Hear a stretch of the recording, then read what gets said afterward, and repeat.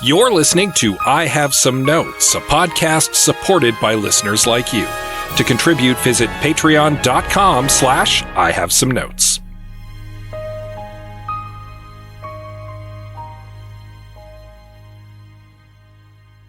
Here's a pitch for you, Scott. We make a big summer blockbuster adaptation of Star Trek, the original series. Well, that is a surefire crowd pleaser, but who would you cast to fill such iconic roles? I have some notes. Did you hear something? I have some notes. Gregg? I have some notes. On the cast of our Star Trek prequel? No, all of it. I have some notes for all of it, Scott. It's just Star Trek. I have some notes. So many notes.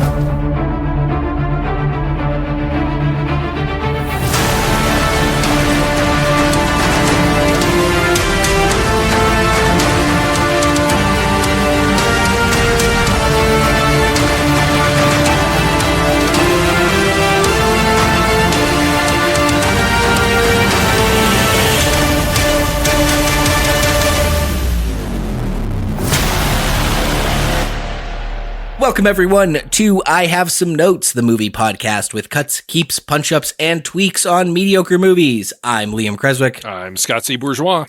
And I'm Gregg Beaver. And today we are discussing Star Trek, the 2009 film, not the general concept. We did that recently. If you want to go back a couple episodes and hear our sci-fi debate show, we talked at least 1/3 of the episode on Star Trek. But yeah, we're doing the J.J. Abrams Star Trek movie. How are y'all? How are you guys doing on this fine podcasting day? Trepidatious, I guess. Yeah. we're recording 4 days out from the U.S. election. Yeah. So you folks in the future, you know how it all went down, and what buildings were burned and whatever else happened. We're blissfully unaware at the moment. We still live in the before times, and I'll just tell you, it's great. Yeah.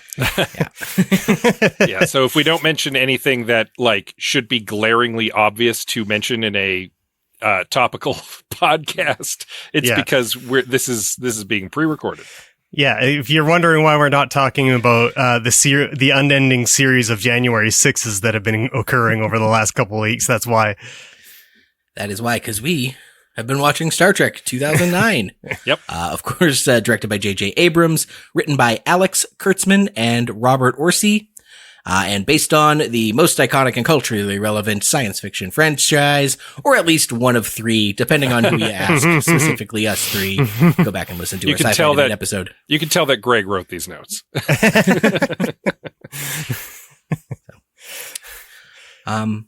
Yes, of course, it stars Chris Pine as James T. Kirk, Zachary Quinto as Spock, Simon Pegg as Scotty, Leonard Nimoy as the real Spock, Eric Bana as Nero, Bruce Greenwood as Christopher Pike, Carl Urban as McCoy, Zoe Saldana as Uhura, John Cho as Sulu, Anton Yelchin as Chekhov, Winona Ryder as Kirk's mom, and Chris Hemsworth as Kirk's dad. Winona Ryder is Spock's mom. Oh, right. Though interestingly, Kirk's mom's name is Winona. Ooh. I'm gonna say that's why I screwed it up. If you looked at the credits, her name is Winona Kirk. No. I should have known it wasn't the right mom because her last name's not Kirk. I don't usually like it when the cast list goes more than 3 or 4. So. They could have gotten married out of wedlock. It's a Kirk thing to do. Yeah. So, it's the future after all. Progressive. No big deal. No need to get married or change your name. This is usually the part of the show where I'm like, so what are you guys' familiarity with the franchise? How do you feel about this adaptation? But of course, Star Trek, much discussed here on I Have Some Notes. So I'm just quickly curious, how many times have y'all seen this one? This was my second time. I saw it in theaters and then yesterday. I've seen it probably 3 or 4 times now. I definitely did see it in theaters when it first came out. Nita and I went and saw it, and I remember it being a pretty enjoyable time. The movie, like, in spite of it flaws, the movie's pretty fun. Mm-hmm. Much more fun than the sequel, which is very bad. But it was an enjoyable. I actually want to say I may have seen it in theaters twice. It might be one of those rare 2 movie-going experiences because it was pretty good on the big screen. I actually own it on Blu-ray, so I feel like this is my 5th or 6th time seeing it now. Damn. I also own it on Blu-ray, but it's because an ex and I had bought it for her dad for Christmas and then forgot to pack it in our suitcase and take it to Christmas. Then I found, when we then broke up and I was moving out of that house, I found a wrapped Blu-ray. I was like, the fuck is this? I'm like, oh, right. Oh, yeah. Okay. So, you know what? I might also own it on Blu-ray now that you mention it, though I did watch it on streaming for this episode. Yeah. It gave me a brief appreciation for streaming as I was loading it up, because discs had a whole bunch of unskippable ads, and it takes forever to actually get to your damn movie. Oh, Amanda and I also thought it was unskippable, but we skipped it. At least on my PlayStation 4, I was able to skip it. I did not have to watch all of Transformers trailer. Well, yeah, I mean, I didn't have to watch every second of every trailer, but skipping still took a long time because, Blu-rays, like the interface isn't that fast. So like you skip something, you gotta wait like 10 seconds before it actually loads up the next thing and then skip again. It's interesting you mentioned Transformers being one of the trailers before this movie, because Alex Kurtzman and Robert Orci also wrote Transformers, didn't they? Oh, yeah. Yeah, they have a laundry list of very, very disappointing movies. Allow me, Scott, if you'll permit me to read off just a few, just a soupçon of the films that these 2 idiots have made together. So Mission Impossible 3, Transformers Revenge of the Fallen, Cowboys and Aliens, The Amazing Spider-Man 2, The Mummy, Star Trek Into Darkness, Star Trek Discovery, Star Trek Picard, Star Trek Strange New Worlds. Like, it's, I despise Roberto Orci, and I have almost the same level of hate for Kurtzman as well. I think these two are a pestilence in Hollywood. They write some of the most mediocre garbage, and they tend to take. I think it's because they have taken up so many franchises that I have a personal connection to, and then proceeded to misunderstand them completely, or in ways that are very irritating, and generally write pretty mediocre blockbuster schlock with them. You mentioned that they wrote The Mummy, and I think we really should clarify. We're talking about the Tom Cruise Dark Universe Mummy reboot, and not the amazing bisexual panoply that is the original Mummy with Brendan Fraser. I'll also mention, while we're clarifying things, Cowboys and Aliens is one film. It's not the James Cameron film in some movie I've never heard of called Cowboys. I think for me, like, I have a personal grudge against Kurtzman because I don't like new Trek, and he's been the overseer of everything in that new generation of Star Trek shows. And I've kind of given up, and like, new Star Trek isn't for me. It's not a big deal, but like, I just fundamentally don't think he really understands what Star Trek, what makes Star Trek successful, and that's why his Star Treks fail. And I think that's well on display here in the Star Trek 2009 movie, where I mean, it's essentially a Star Wars. It's a high, it might not even be a Star Wars. It's just like a very, very high octane action movie. And Star Trek can be just about anything, I think. And like, taken in isolation, this might be fine. I think it's the combination of like turning it into action schlock, while also trying to serve the nostalgia and canon at the same time that really makes a mess of things, at least for me.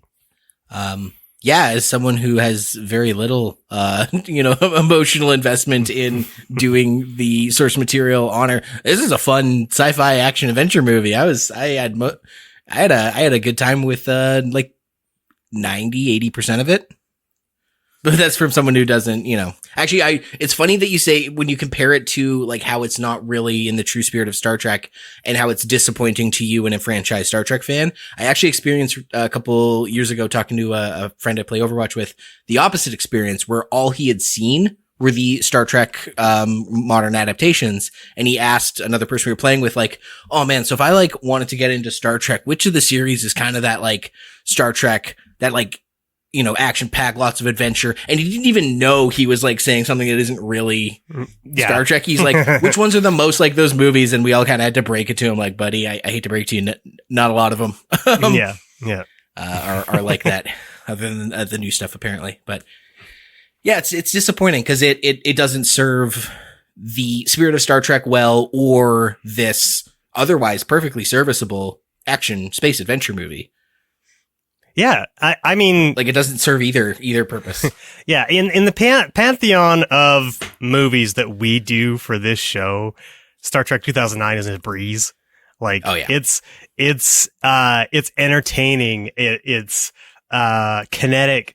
It's funny. The actors are having a good time. There's they're also doing lots of fun things with their characters.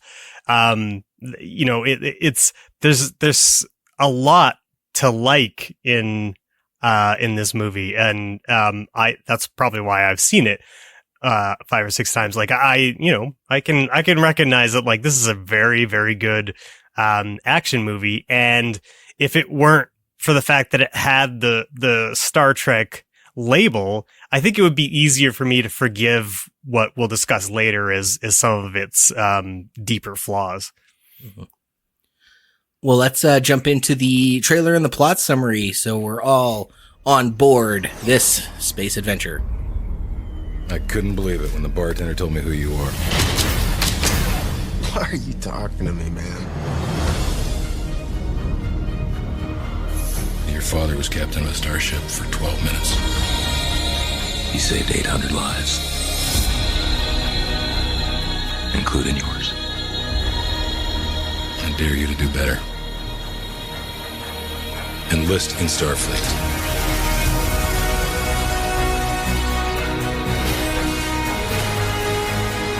You will experience fear. Fear in the face of certain death. Pull your chute!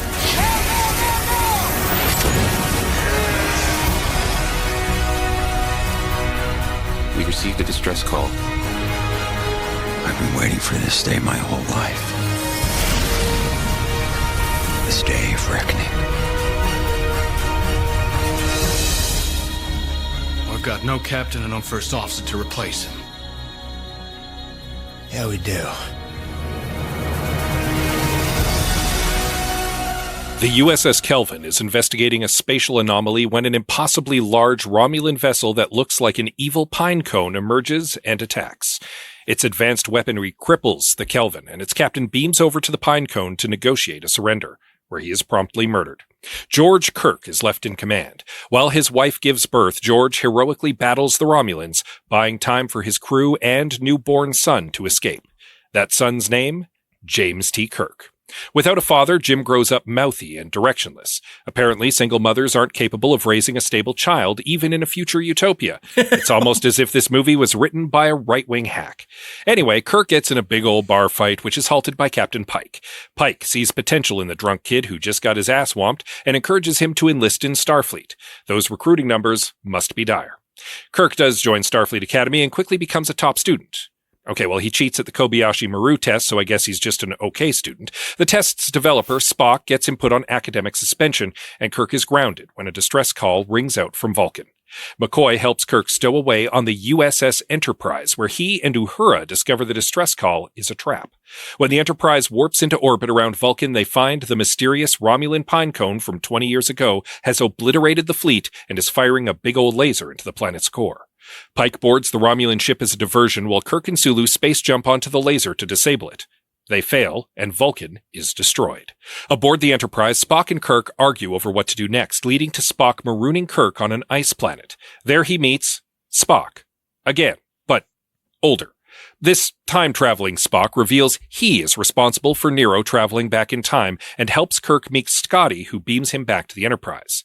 Once there, Kirk proves Spock is emotionally compromised by the genocide of his race and takes command. Then Spock and Kirk team up to beat Nero and the Space Pinecone.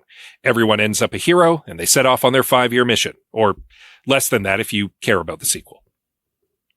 So while we're still praising things we liked about this film, as we were before the trailer summary.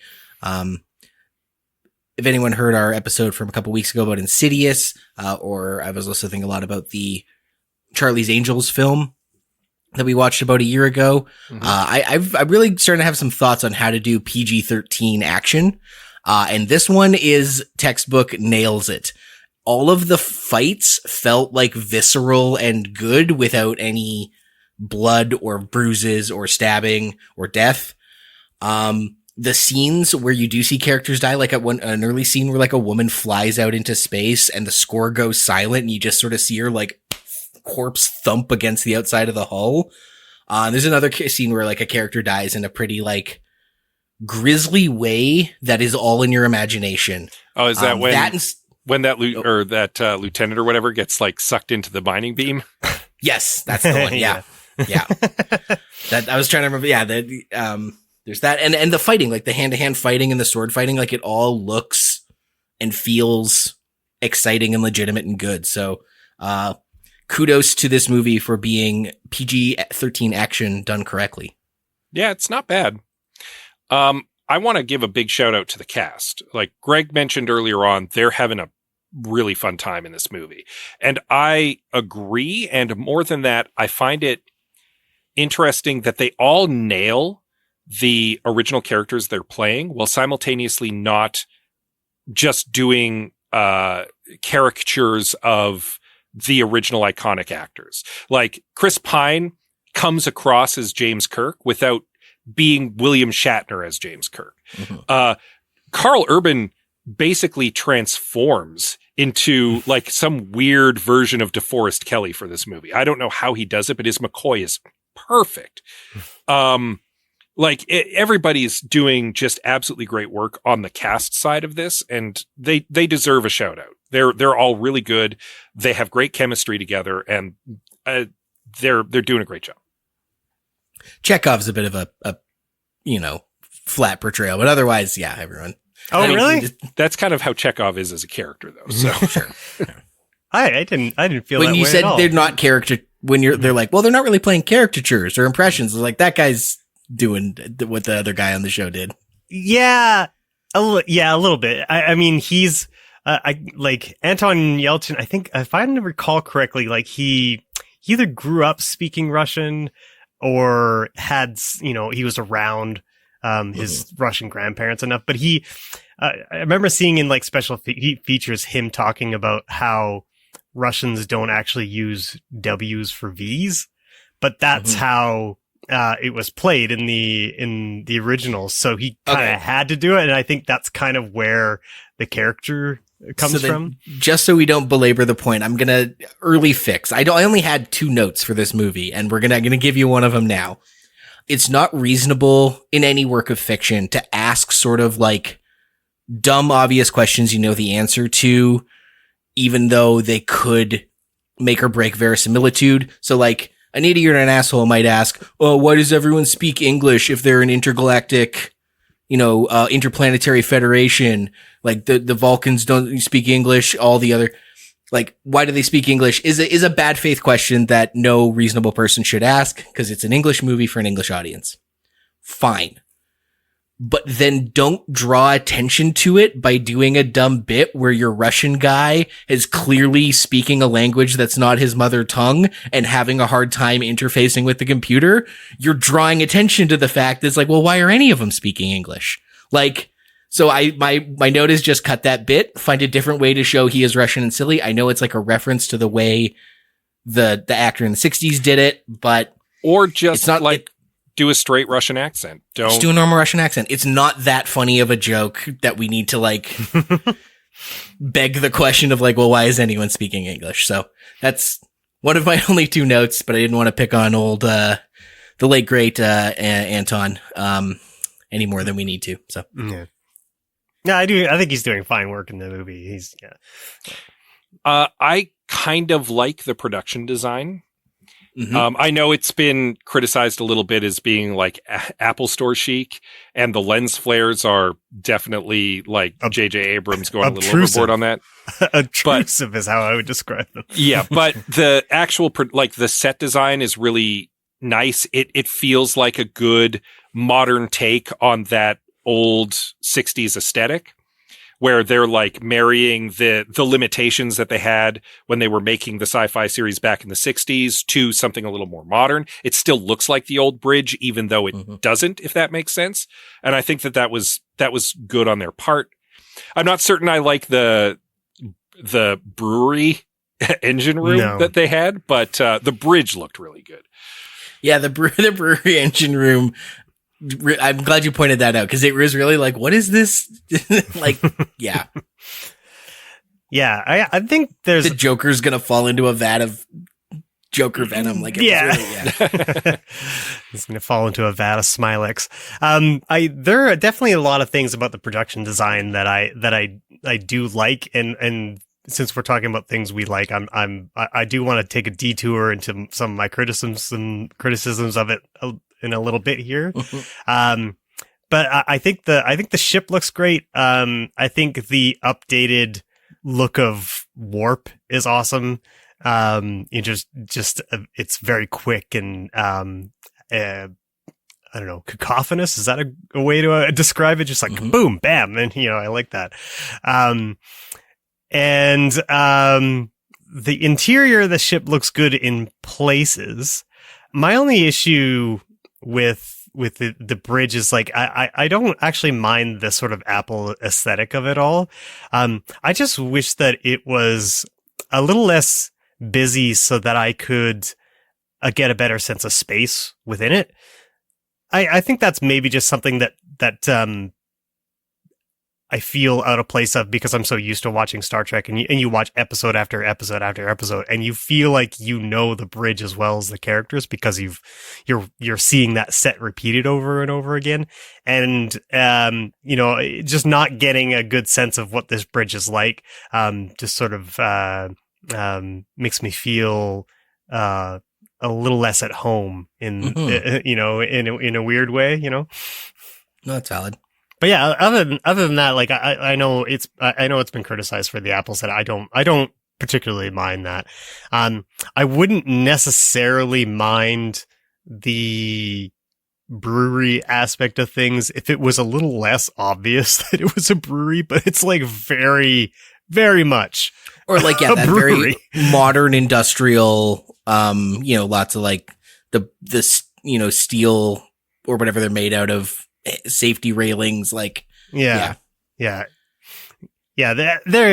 think probably the best it looked was in the scene where they transwarp back onto the Enterprise and Kirk beams in safely and Scotty beams into a water pipe, and you have this whole sequence where he's being flown down or washed down the pipe, and because they've added like this sort of like space water pipe into the aesthetic of the brewery, that looks a little bit more like it belongs, as opposed to the first scene where you see sort of like the engineering room and you're on that comms deck where Uhura is.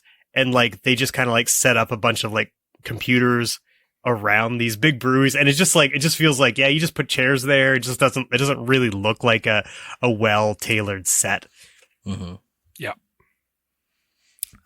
Speaking of design stuff, I thought the pine cone looked cool. I like seeing how big it looked and all the teeth like going forward. It kind of captured my imagination. I was like, for an alien race of any kind, Romulan or otherwise, I'm like, oh, if each one of those is like a floor, like what does the architecture on their planet look like? What is it about their nature that has them design with that sensibility? In a way that I found it kind of captured my imagination. On the one hand, yes, and on the other hand, no. I agree with you that it's a very intimidating looking ship, but two things. Number one, it's supposed to be an industrial ship, not a warship. Number two, it does not look like any other Romulan ship we've ever seen. And I would argue that there's only one Romulan ship in this movie though, right? Yes. But okay, well then it looks like a Romulan ship. But on the other hand, the Klingon ships in the Kobayashi Maru look exactly like Klingon ships. So yeah.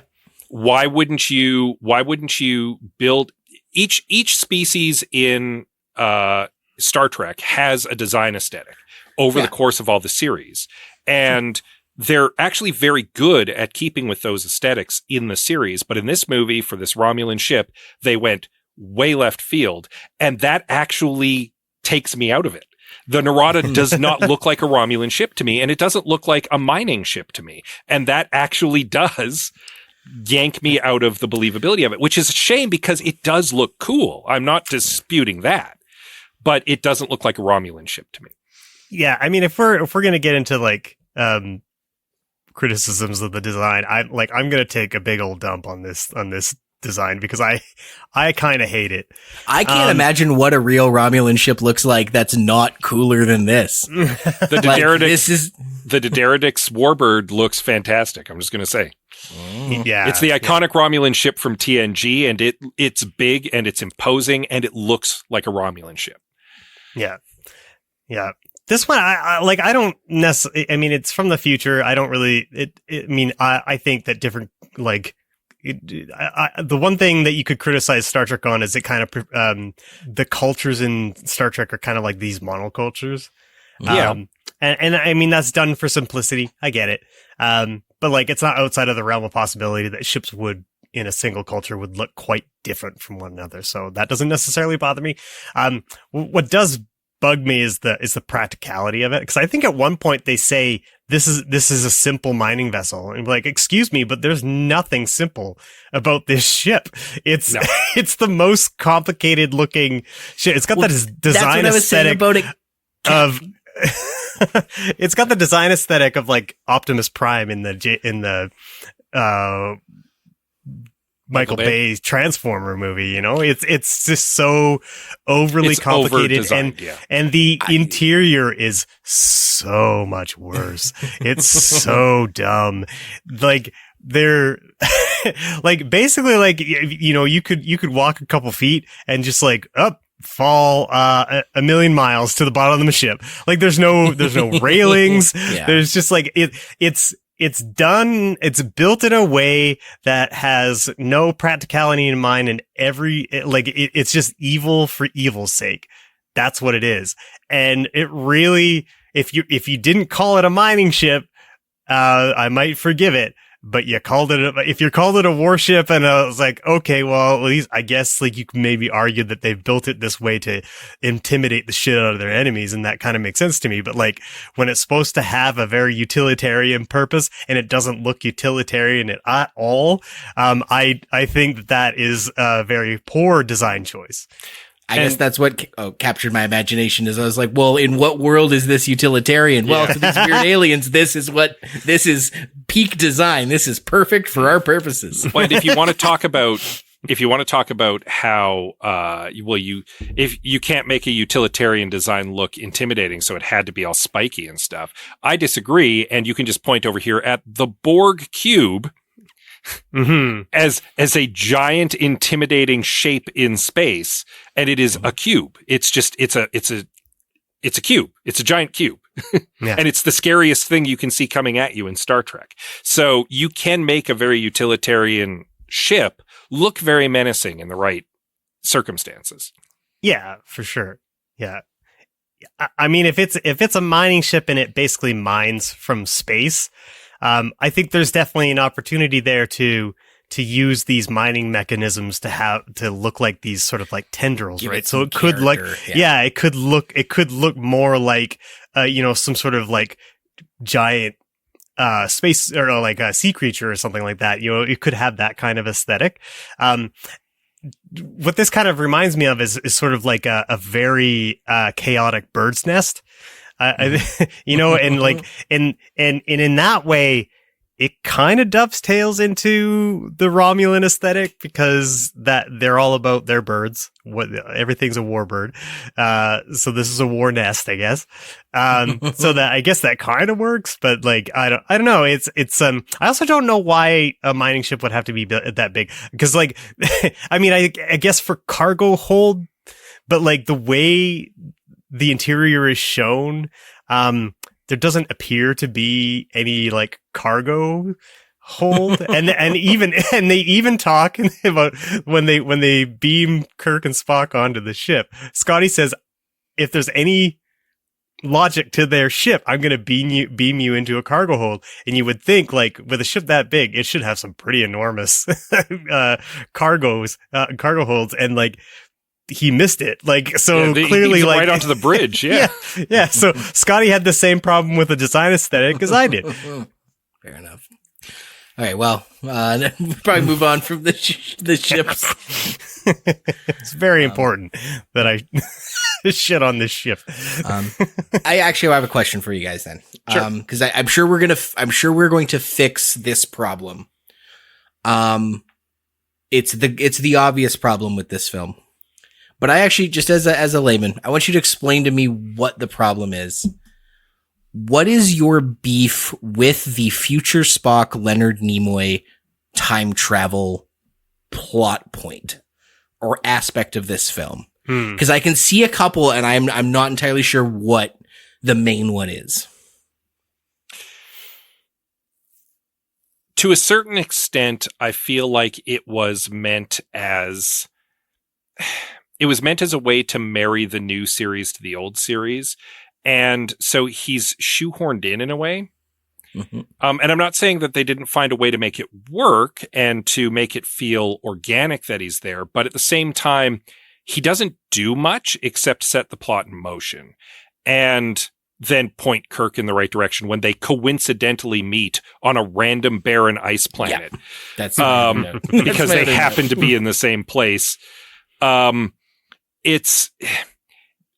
It could have been done better, or maybe not even at all. Like, you can just make a Star Trek movie without any of the old Star Trek cast and people will be fine with it. Okay. That makes me, Greg, would you agree? Or do you have a problem with it as a plot device, regardless of its metatextual function? I mean, I have some like quibbles with some very specific things about how his story is told. Like when he's explaining to Kirk what happened, and that they're trying to suck up a supernova with a black hole, which doesn't really, I don't know, that doesn't seem like a good plan to me. Because then you just have a black hole to deal with instead of a supernova, which probably would not be ideal for a planet. And if a planet's sun goes supernova, that planet's still gonna die. So I don't know. It's kind of weird. I just I think Scott more or less hit it on the head. Okay. It just feels. It feels like he's kind of shoehorned in, and he doesn't have a whole lot to do with the plot. So, that's what I suspected, and I'm glad to hear, because even in our Discord, a lot of folks were bemoaning that particular aspect of it. Is it cringy, metatextual, fan service, marrying of the two that probably doesn't need to happen? Yes. I actually thought it was a pretty elegant solution if you had to operate within that very absurd and unnecessary framework. And I just wanted to make sure the problem was like the framework. The problem was why we have to do it this way, not how they did it. Cause I actually think if you absolutely need to tie it, make a prequel 40 years, 50 years after the fact with some of the old actors, and you need to make it click together with a TV show from the 60s. I actually thought it was a pretty elegant solution. I don't think that's a problem you need to create for yourself. Maybe just don't do it. Yeah. But no, I even said for what they did, they didn't do a terrible job. They made it work, but it does still feel like it was something that was kind of like mandated from on high and they had to do it. Rather than something that they wanted to do. It's never really a good thing when you can see the studio or outside mechanisms that have a hand on the plot. It reminds me of that last Spider-Man movie where they did basically did a retcon at the end because the agreement between Marvel and Sony had run out, so there was a need to reset the Tom Holland Spider-Man character because they really didn't know where he would end up in the next movie, or if I don't even think it's it's even the going ending. to be a movie, right?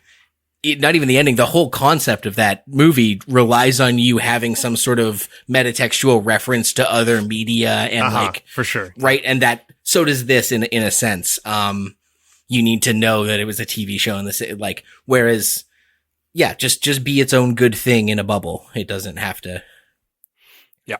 Yeah. Well, I think we've addressed one of the main grievances, but we certainly haven't fixed it. And that's what we do here on I Have Some Notes is we fix these movies. Our notes are not just pedantic complaints. They are meant to be practical, potential, possible applications. This is not a Kobayashi Maru. We can solve this problem. So after the break, we will fix. We don't believe in the no-win scenario yet. Yeah, we will fix Star Trek 2009. I'd like to get more reading done, and joining a book club seems like a good idea, but I don't know.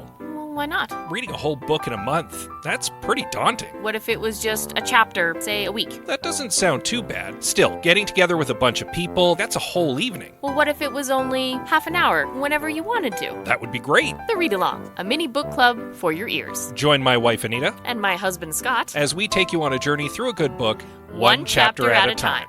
Available right now on your podcatcher of choice.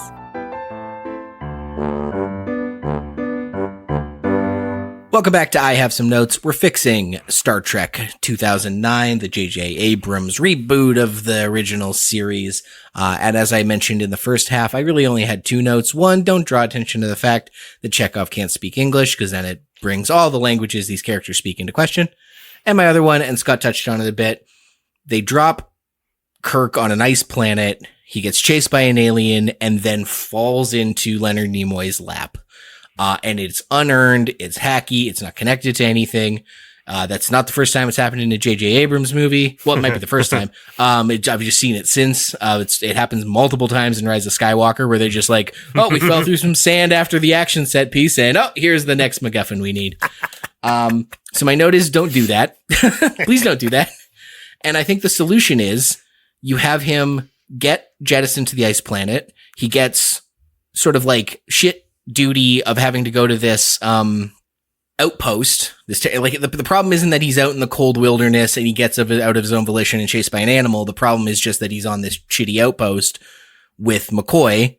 And then after they have some fun scenes together, Nimoy shows up for reasons. I don't have a great reason why, but neither do the filmmakers here. So, but at least it would feel a little more organic if Nimoy Spock is like, well, I scanned this planet and saw two life forms I recognize, so I had to come down. I think you're the key to helping Nero or something. Like anything other than just having him fall into Leonard Nimoy's ice cave and lap.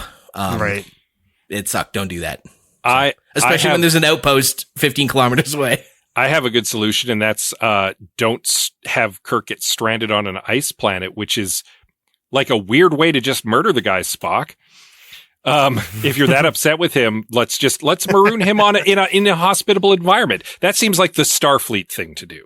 Not put him in the brig for the rest of the journey. We're gonna jettison him from the ship onto an ice planet with no cold weather gear or anything. Well, he's in a pod and he's told to stay and wait for Starfleet to come get him, and then he doesn't. Yeah, because there's an outpost nearby. So I think just send him right to the outpost, and the punishment is the outpost. The outpost sucks. Also, Spock shouldn't have been on the planet. Spock should have been on the Narada. And you could have had Christopher Pike encounter him first. And then you could get a little explanation from Spock to Pike, but Spock doesn't have the opportunity to talk to Kirk or Spock right away. Great. And then that works Pike a little bit more into the plot so that he's not just like missing from 2 acts of this movie. And it gets us introduced to Spock earlier. And when they come to rescue Pike, they then can rescue Spock. Oh, you could have Scotty be introduced Scotty could have already been on the ship. He doesn't need to be on this outpost. Like, it's fine. So that's my only one. I'm sure you guys got more. What do we got? Well, I'm going to describe a couple problems, and I don't know that I've necessarily worked out a particular fix for either. But one of my big issues is that both Kirk and Spock begin and end the movie in the exact same place. To me, Spock, maybe even a little bit more so, because when he's a kid, he is being bullied by some other Vulcan kids about a very logical thing to do, by the way. Sure, yeah. Super logical to go and bully a kid. And to be super racist. I just chalk that up to, like, Vulcan kids don't have the same control over their emotions or whatever, but they haven't gone through the Kulinar. Yeah. He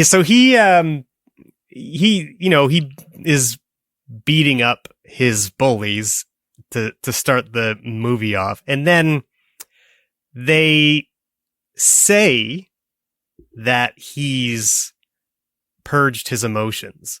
They have to tell us that because you wouldn't know it from watching the character. The character doesn't really feel emotionless to me. And I don't know whether that's the script or how Quinto is playing him, or a combination of both. But what he really feels like is kind of a catty bitch, like through the entire movie. Yeah, he's subduing his emotions and they're bubbling up in obnoxious ways. Yeah. And at the end of the movie, he overcomes his lack of emotion and becomes a punchy guy again. And that's sort of like the conclusion for Spock, is that he learns to be angry and punch some more, and also to want to murder and not lay assistance to the Narada when it's in a black hole. Not that I don't know how it would help them. They're in a black hole, but whatever. Like, it just like the idea that he was like, nah, I don't want to help them, doesn't seem very Vulcan of him at all. So I just I don't understand what the point of that is. I feel like if you're, I think it would make a lot more sense if Spock is very stoic to begin with, and he's completely purged emotion right from the first time we meet him as a kid. And that we kind of work, like the advent of his planet blowing up, that is sort of like the trigger for him dealing with his human side more, and having to try and work through those types of emotions that are unavoidably being bubbled up. It's just like, to me, it just doesn't, like, if he's an angry kid and then he's an angry adult, I don't see what the choice and change is there. I kind of agree with you. I think a good character arc for Spock through the movie is to start him in that place. He because he's half human, he is overcompensating at being a Vulcan when he's young, because he wants to fit in. He wants to be like his peers. Totally. I don't think that he needs to necessarily be bullied. I think, if anything, he needs to be hardest on himself. He's being the exemplar Vulcan because he thinks he has a handicap, not because the other Vulcans think he has a handicap. Oh, and that'd be so good too, because that way the Vulcan race doesn't come off as a bunch of assholes. Exactly. Yeah. Like he's kind of doing it to himself, and they do more or less come off as logical and trying to help him, and they're not xenophobic. Because there's no logic in that. Even the line of like, oh, well, with your obvious disability, if that was said as like, oh no, I'm logical and just trying to help, I'm stating a plain fact, where in this it has that bit of a dig, it has that like racist subtext to it, where it's like if someone was just trying to be helpful and said it in a way that's kind of obnoxious, and then he really like belabors it and adds to how hard he is on himself. Yeah. And then his journey then is, you kind of like touched on it. Early on in his career, as we get to know him as a Starfleet officer after his youth, he's an absolute stickler. He is just a total stick in the mud. It's all about logic. It's all about following the rules. And so when he meets Kirk, the yin to his yang, he needs to learn to get in touch with that human side, to get in touch, to allow emotion to sometimes run the show, to go with your gut sometimes and not the logical thing, and to bend or break the rules on occasion. And that's how he can win this scenario, as it were. And that's the journey he goes on, that it's okay to button down a little bit and to accept the human part of who he is. Yeah. Whereas Kirk is on the opposite journey. He's going from being the rebellious guy to learning that, no, sometimes you have to follow the rules. They're there for a reason, especially if you want to be an officer in Starfleet. And sometimes you do have to make the logical choice and not follow your gut. They learn to balance each other out in this movie. That's the journey they need to be on. Yeah. I mean, it seems obvious. It just seems like that's where they're going, but didn't get there. They totally missed the mark. Yeah. Yeah. And would it be like, how great would it have been if, Kirk's recklessness was responsible for Christopher Pike being kidnapped or getting into a bad way with Nero. And that way, instead of him continually failing upwards, like he's completely insubordinate through the entire movie and bumblefucks his way into the captain's chair, and it never feels like it makes any sense why that would happen, because he's except that destiny. Yeah. So reckless. Yeah, exactly. Except for the destiny plot, which we had a very good discussion about this on our Discord with some of the listeners. It's just like, yeah, like these destiny plots, like they feel empty, and it's precisely because there's not really any journey. There's no change in the characters. They're just like, oh well, that's who they are. They're destined to be there, and it's like it's not interesting. But yeah, for Kirk to have to go through this process where his reckless attitude, puts someone he cares about in danger, and then Spock rightfully disciplining him by either marooning him or throwing him in the brig or whatever the case may be, that all tracks well. And then you can have a crisis that brings Kirk back into the fold, so that they can, either Spock is incapacitated or like is just so dealing so poorly with his emotional state that he can't command anymore. And then that's where you can bring Kirk to where you think he's supposed to be, into the captain's chair. I think you're close to the right place. Kirk needs to fail in Act 1 because of his attitude. You're absolutely right. His recklessness gets Pike, the guy who's his surrogate father figure in many ways, captured and put in danger. And he gets taken out of action. He gets thrown in the brig by Spock. Spock takes command at that moment because he was the first officer, but his being a by the book stickler then gets them into further trouble.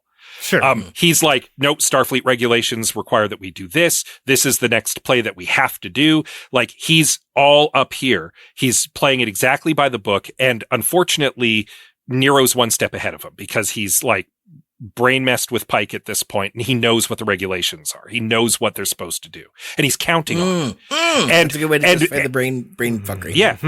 and so now Spock has played right into Nero's hands, and he realizes he's messed up. And he needs someone who can think outside of the box. Goes and turns to Kirk. Like, what? Sure, obviously, this guy knows what we're going to do. We need someone who can come up with a plan he won't anticipate. You're the guy. That line, he's from the future, so he knows what's going to happen. So we got to be unpredictable. Lands even harder in what you're saying. Yeah, exactly. And so now Kirk and Spock have to team up, and Kirk needs to rely on Spock's like knowledge of the rules and regulations, and Spock needs to rely on Kirk's ability to like throw the rules out the window, and then they come up with a plan that helps save the day. Yeah, I love the idea of Spock reacting to the death of his planet by becoming even more stoic and more by the book. Like it's getting to the point where it's going to ruin him. That's his ironically emotional response is to double down on being Vulcan.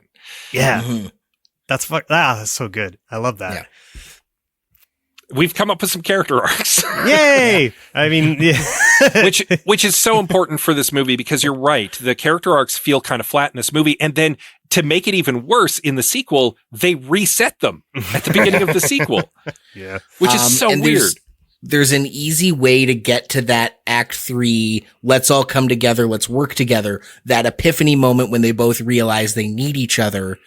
There are two characters you could do to bridge that. McCoy or Uhura. And it would give them way more to do. Or both of them.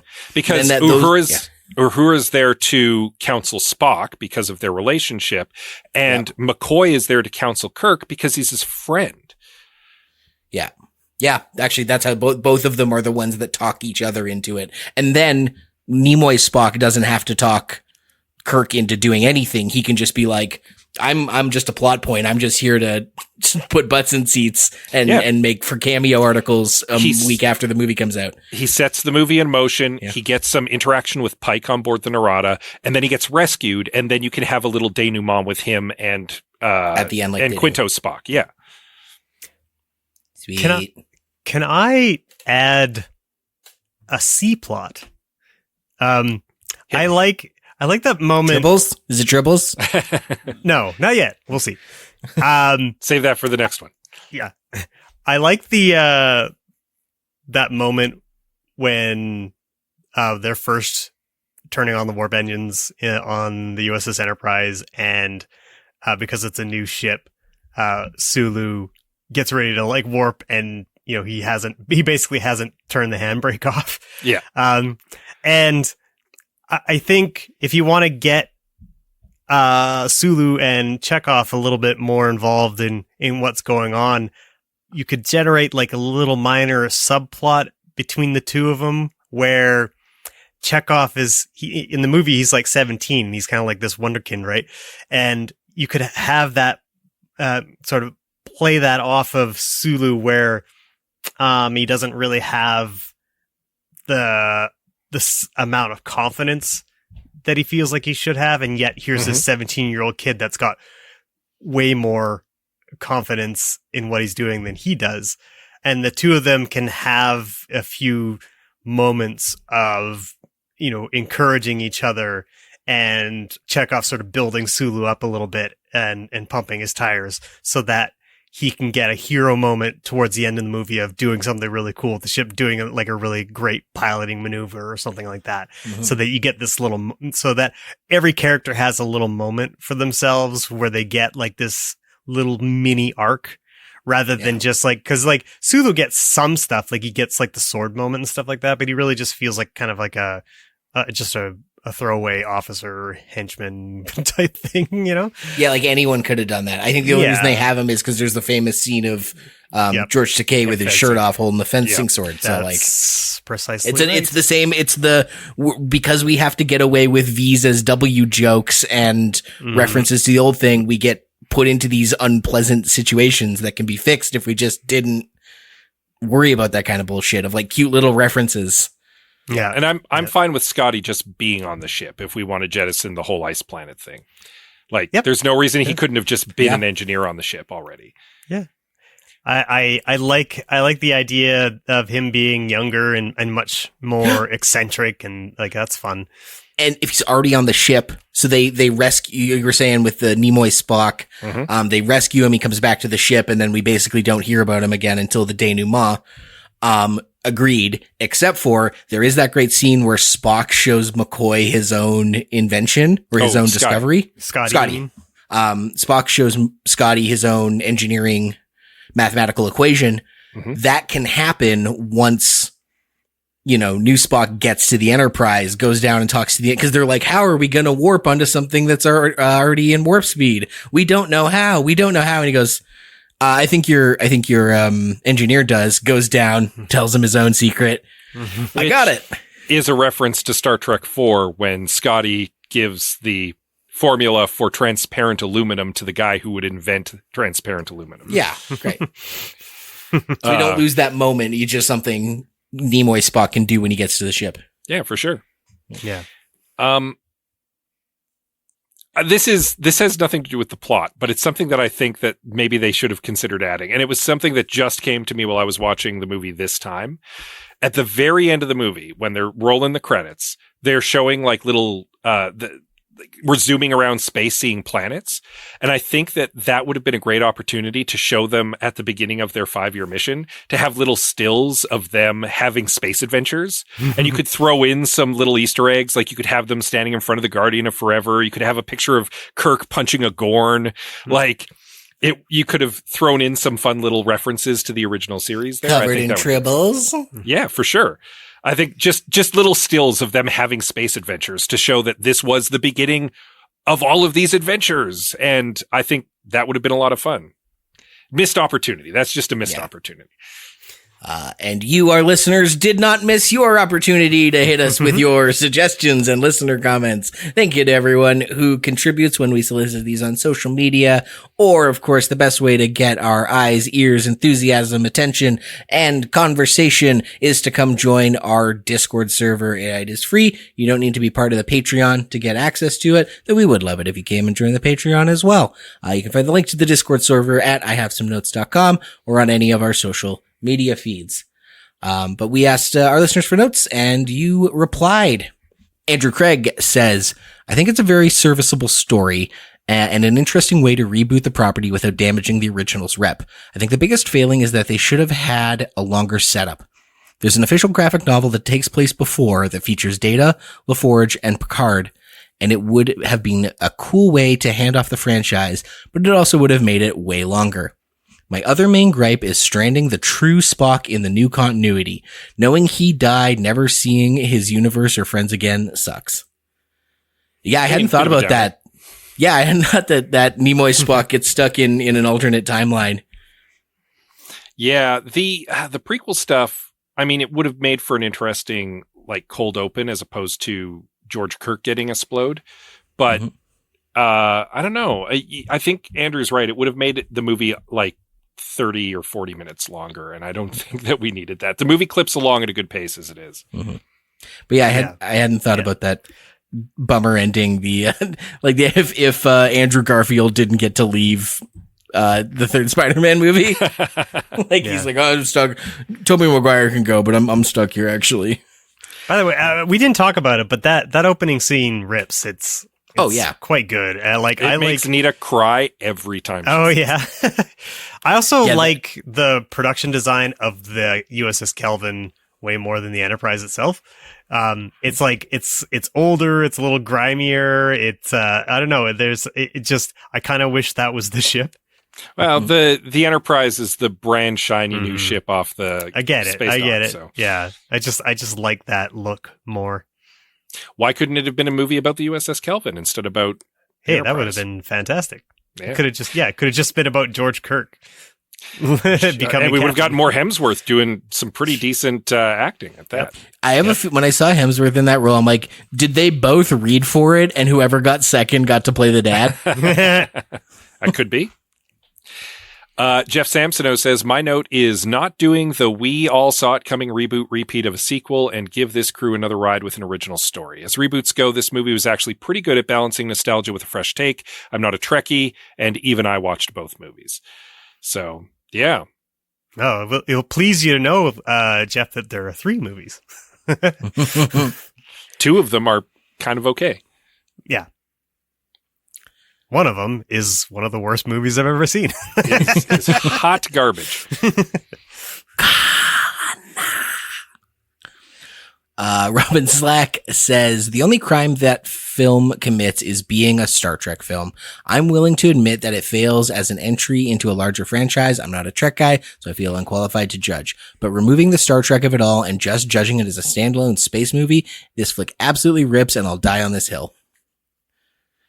Yeah, that's an interesting way to think of it. Of just like if you file the serial numbers off, it's just like that episode of Black Mirror, like you can just kind of do something cool and interesting. Yeah, or the Orville for that matter. Yeah. If you want to look at another series that is basically Star Trek but doing its own thing, the Orville has a lot of fans, especially fans from who grew up watching TNG, because it's very true to like TNG Star Trek.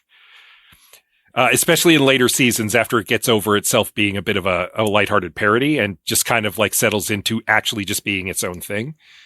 Yeah. Tack agrees. Before you say, Robin also commented in our Discord that the soundtrack to this movie is exceptional. And I'm glad he had mentioned that before I watched this, because then I was dialed into the soundtrack. And yeah, it is pretty classic, big, awesome movie score. Yeah. Still with that kind of orchestral feel, which they don't, doesn't do much anymore. Yeah, it's great. And Tack actually agrees with Robin, saying filing the serial numbers off is not a bad idea.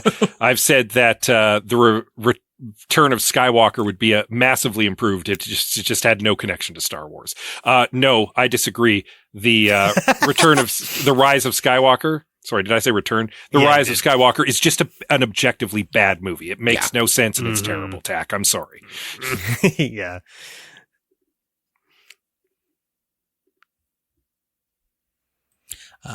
Sorry, I was just thinking about how bad I was thinking about how bad Rise of Skywalker is. Liam actually had like a flashback. Like I literally, like it was playing back in my head for something like, oh my God. His eyes glazed over and that silence was, Greg's not going to edit out that silence. That actually Simon and Garfunkel's The Sound of Silence was like playing as I thought about that movie. Yeah. The big difference is that we did The Rise of Skywalker for the show, and that is the last time I'm going to watch that movie. I will probably watch Star Trek 2009 again. And that's wholly because underneath it all, the Star Trek of it all, it's still like a pretty fun movie. Mm-hmm. Yeah. It's not a great Star Trek movie, but it's a pretty great sci-fi adventure. Sure, yeah. Which The Rise of Skywalker cannot make the same claim. They fly now. Zolgar says a perfectly decent sci-fi film with temporal fuckery. If they didn't try to make it Star Trek, especially not TOS, Kirk and Spock and all the rest on the Enterprise, it would have been a fun mid-tier sci-fi flick. Well, that seems to be the going consensus here. Yeah. Aaron, on the other hand, says, I liked it. Sorry. Yeah, which is also a fair take. Yeah, it's kind of in our sweet spot in that it's a very watchable film. It's a lot of fun, but it's got some like obvious flaws that just needed like a few more passes on the script. And I mean, one of the big things was just finding that good character through line for the two leads. And we found it. And that would have made the movie 10 times better right there. Yeah. Yeah. So yeah, we've we've done a pretty good job, I think. So if you want to let us know what you thought, if you want to get in on the conversation a little later, tell us we're a bunch of idiots, you can do that online. We are reachable on a number of social medias, including facebook.com/I have some notes, where I have some notes over on Blue Sky. We're on Instagram. And of course, you can reach out to us on our Discord server. That's the best place to touch base with us. We've got a thriving community growing there with a bunch of people who are pretty active all the time on a number of topics. Gregg even started a little TV club if you want to get in on a little watch group. So go check out our Discord server again. You can find links to that on most of our social medias. And of course, give us a little rating and review on your podcatcher of choice, because that helps us out.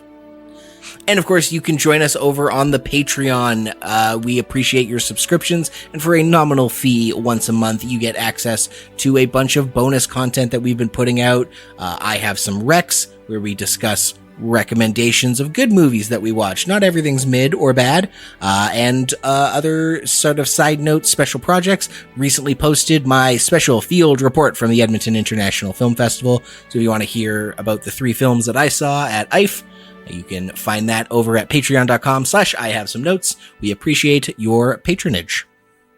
Yeah. And maybe as Scott said, you do think we're a bunch of idiots, but if you enjoyed listening to us idiots, maybe you'll enjoy us again in 2 weeks when we are going to move into the holiday season and discuss some sort of some sort of holiday film. We're not quite sure what that's going to look like just yet, but rest assured, assuming the world is still around in 2 weeks after everything that goes down south, we'll be back with a Christmas episode. Until then, I'm Liam Creswick. I'm Scott C. Bourgeois. I'm Gregg Beaver. Live long and prosper.